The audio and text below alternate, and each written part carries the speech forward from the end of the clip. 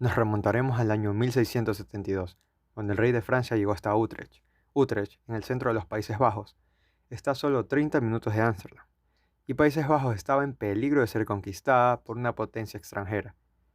El Banco de Ámsterdam pagó hasta el último depósito a la vista que se le reclamó, lo cual reforzó aún de manera más impresionante la confianza que a partir de entonces el público tuvo en la absoluta solvencia del banco.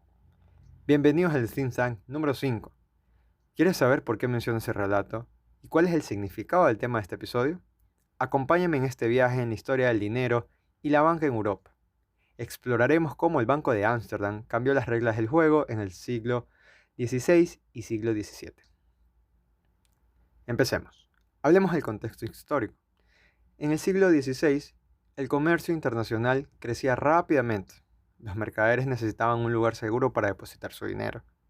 Aquí es donde el Banco de Ámsterdam entra. Fundado en 1609. Hablemos de un ejemplo. Hagamos una historia para entender esto más. Un mercader dice, cada vez que hacía una transacción, llevaba conmigo una fortuna en monedas de diferentes orígenes. Era agotador y peligroso.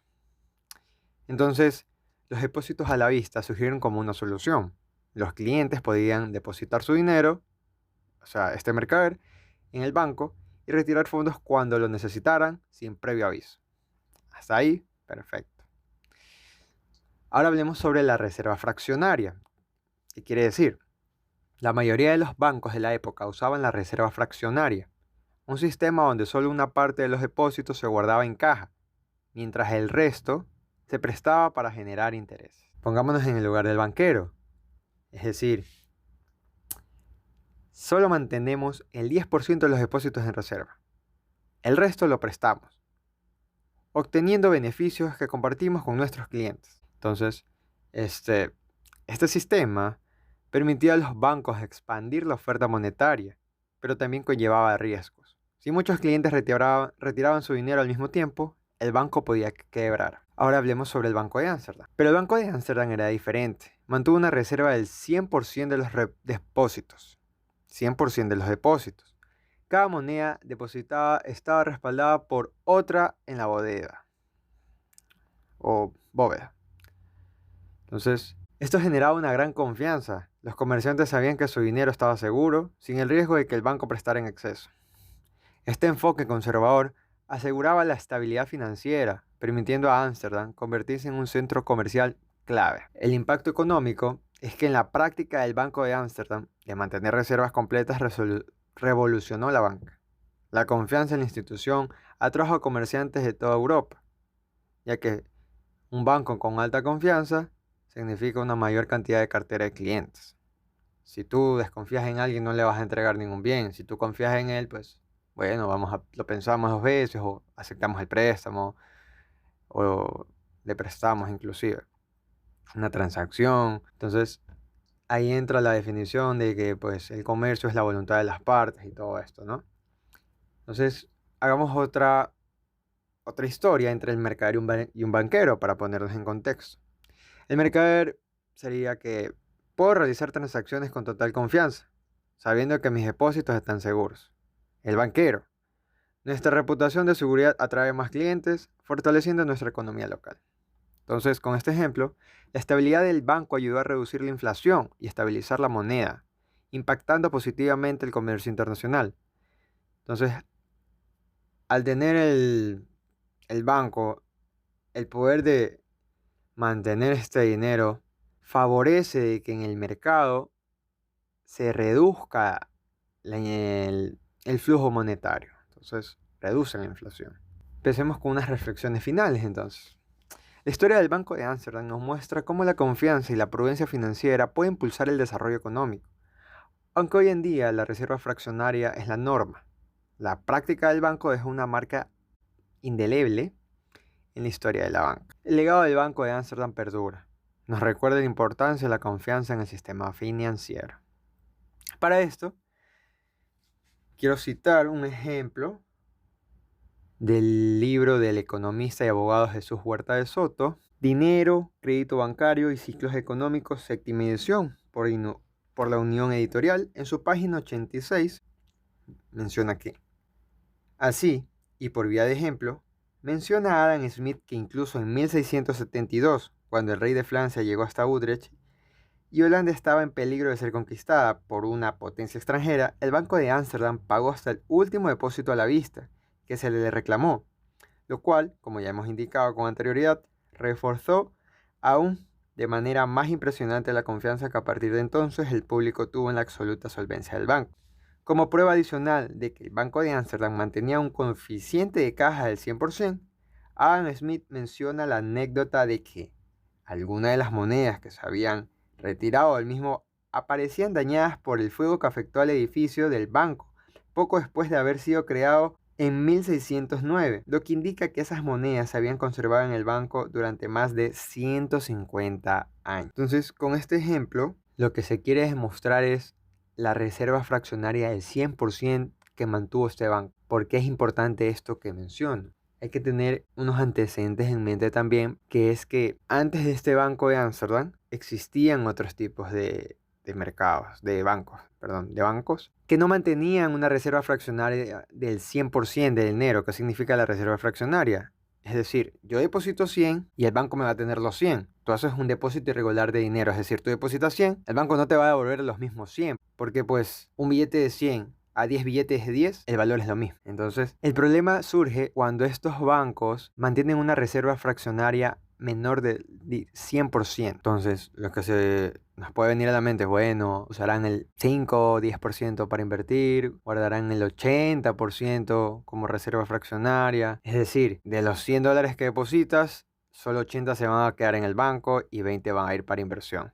Pero lo que ocurría antes del Banco de Ámsterdam era que los bancos tenían una reserva fraccionaria del 10%. Este 10% era para respaldar respaldar el posible retiro de los clientes del dinero. Entonces, de acuerdo a los estudios del mercado y todo esto que hacían los bancos, mencionaban de que las personas nunca iban a retirar todo el 100% de su dinero. O los depositaban o directamente se los prestaban al banco. Entonces eran muy confiados con esto. El problema que pasó con esto es que a medida que pasó el tiempo, la reserva fraccionaria fue disminuyendo hasta llegar a cero. Es decir, depositaban 100. Si es que en una semana o un mes el cliente no retiraba su dinero, puede que pues, el banco lo duplicaba o lo triplicaba. Perfecto. Pero el momento de que ocurre un descalce temporal, es decir, que el cliente necesita retirar su dinero el 25, pero el banco lo tiene listo para el 30. Entonces hay un descalce temporal negativo. Ahí ocurre el problema, la quiebra, como se mencionó a lo largo de este episodio. Es importante tener en cuenta